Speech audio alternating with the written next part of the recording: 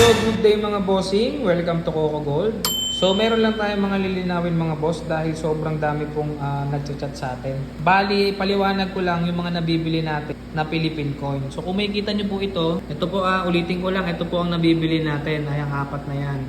Okay, so ito po ay 10 centavos, ito po ay 20 centavos, ito po ay 50 centavos at ito naman po ay 1 peso coin. Okay, lahat po ito ay 1945 below. Bali, ang likod po nito ay eagle. Ayan, kung makikita nyo, eagle po yan. Dito, eagle din. So dito, merong ganitong klase ng eagle pero nabibili rin po natin yan. Meron din po kasing ganito na ang likod niya is ganito ang itsura. Pero yung mga ganitong itsura po, nabibili rin po natin yan. Basta may agila po na ganyan, no?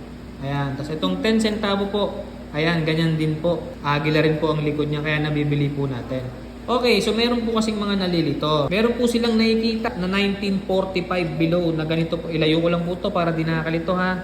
Meron po silang nakikita na ganito. Sinisend po nila sa Facebook page natin. Tama naman po, 1945 below po yan. Ito po ay 1938, ito po ay 1944. Pero po, hindi po natin nabibili yung ganitong klase. Gawa ng iba po ang nasa kabilang side nito. Parang lalaki po siya na may hawak na di ko po alam. Sorry yon. Nakaupo po siya na lalaki na may bulkan po. Ayan o.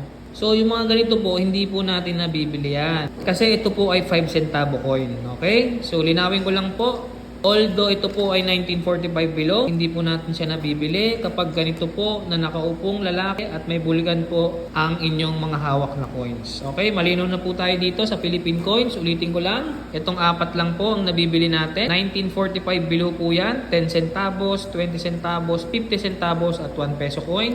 Ito naman pong mga 1945 below na lalaki po na nakaupo at may bundok po dito sa likod hindi po natin nabibili. Lalong-lalo po yung mga 5 centavo. Okay, so proceed tayo dito sa ating mga Liberty coin. So isa po ito sa nabibili namin. Bali, igilid ko lang po muna itong tatlo. Bali, ito pong dalawa. Ayan.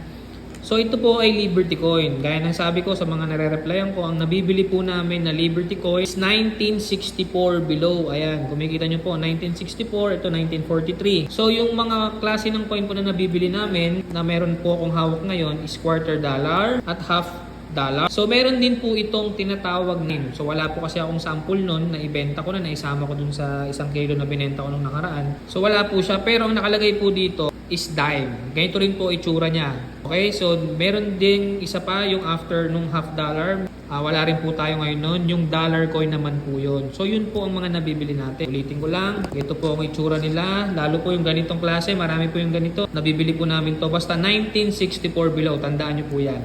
So meron ding mga katulad. Ayan, to marami rin nagsisend sa akin nito.